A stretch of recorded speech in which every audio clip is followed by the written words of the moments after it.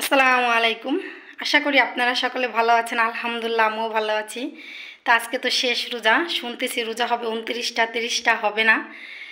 তাই আজকে সবাই মিলে একসাথে ইফতারি করব। আজকে তেমন কিছু করব না, ভাজা পোড়া অতি সামান্য কিছু করব। তো সবাই মিলে ইফতারি করব।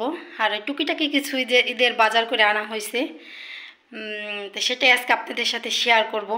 আজকে আমরা কি দিয়ে বা কে আমরা একসাথে ইফতারি করলাম আর কি বাজার করে আনা হয়েছে, তা আশা করি স্কিপ না করে ফুল ভিডিওটা দেখবেন, তাহলে বুঝতে পারবেন আমাদের ভিডিওর আসল রহস্য কি। আর স্কিপ করলে তো বুঝতে পারবেন না, তা সাথে থাকেন, দেখতে থাকেন। এই তো বাজার করে নিয়ে আসা হয়ে গেছে, তো সেটাই আপনাদের সাথে এখন শেয়ার করতেছি কি বাজার করে আনা হয়েছে। এদিকে বড় এক প্যাকেট নুডলস আনা হয়েছে, তার সাথে ছোটো এক প্যাকেটও আনা হয়েছে। ছোটো বলতে গিয়ে ওইটা কিন্তু অনেক বড়, কোকোকোলা নুডলস, কাঠি নুডলস ওইটা আনছে। আর বড় এক প্যাকেট নুডলস আনছে, দুইটা আনছে। আমরা যদি ওই নুডলস রান্না করি তার সাথে ওই লম্বা নুডলসগুলো দিয়ে রান্না করি। তার সাথে মরিচ বাটা লাগবে দেখে গুঁড়ো মরিচ বড় এক প্যাকেট নিয়ে আসছে, কিশমিশ, চিনি, লাচ্ছি সিমাই 2 প্যাকেট নিয়ে আসছে। তারপর সে যে এইগুলো আনছে 2 প্যাকেট সিমাই। যেহেতু আমরা জনসংখ্যা বেশি লাগবে, এই জন্য বেশি করে আনা হয়েছে। এদিকে ঘরে কিন্তু পোলাও চাল আছে, তারপরেও পোলাও চাল 2 কেজির মতো 2 প্যাকেট নিয়ে আসছে। আর এদিকে আমার মেয়েকে আদা সুলতে দিয়ে দিছি, যেহেতু ব্লেন্ডার করব। তা আমার মেয়ে এই তো আদা সুলতেছে। ওকেই কাজটা দিলে, ও কুটাকাটি কাজটা খুব ভালো পারে, এই জন্য তো আদা কুটতে বসাই দিছি, ও আদা কাটতেছে। তা আমার মেয়ে দেখেন বারান্দার ফ্লোরে না বসে চোখের উপর বসে নিচ্ছে আদা কাটতে। আর এদিকে আমার বড় পার ছোটো বোন রোস্টের মুরগি সাইজ করতে চলে আসছে।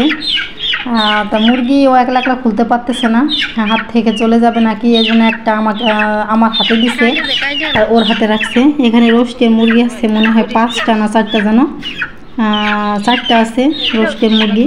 তো ওর হাতে নিচ্ছে 2টা, আমার হাতে 2টা। তো আমার হাতে আর একটা দিয়ে না, আমার ছোটো বোনের হাতে আর একটা দিয়ে আর একটা 2 বোনে কাটতে চলে গেল। 2 বোনে চলে আসছে এই সমস্ত কাজ করার জন্য।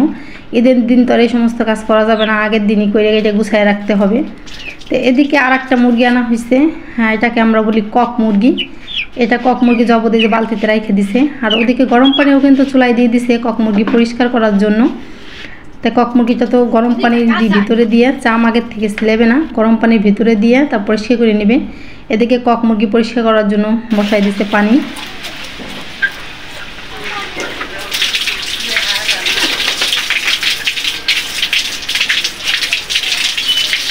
দেখ রোদের ভিতরে এসে ছাগলটা দাঁড়াই রয়েছে। সকালের তো দড়ি খোলা না, এদিক দিয়ে সেদিক দিয়ে টুকটাক করে খাই, পেট বইরে গেছে।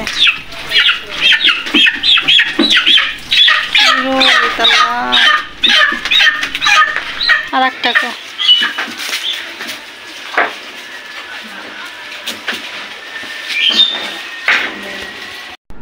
এই তো মুরগি জব দিয়ে আর কক মুরগিটা গরম পানির ভিতরে ভিজাই নিছে। আর ওদিকে আমার বোন রোস্টের মুরগি সাইজ করে নিতেছে, আর ছোটো বোন চলে আসছে এই মুরগি বাছার জন্য।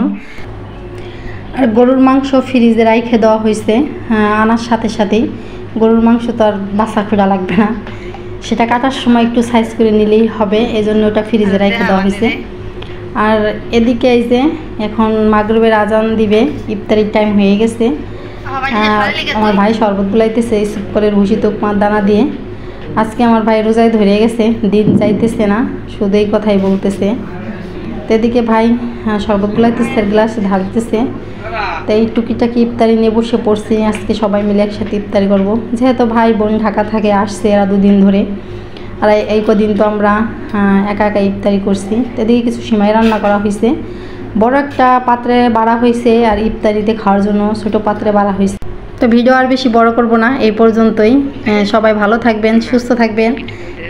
যেহেতু আগামীকাল ঈদ, সবার ঈদ ভালো মতো কাটুক। ঈদ মোবারক, আল্লাহ হাফেজ।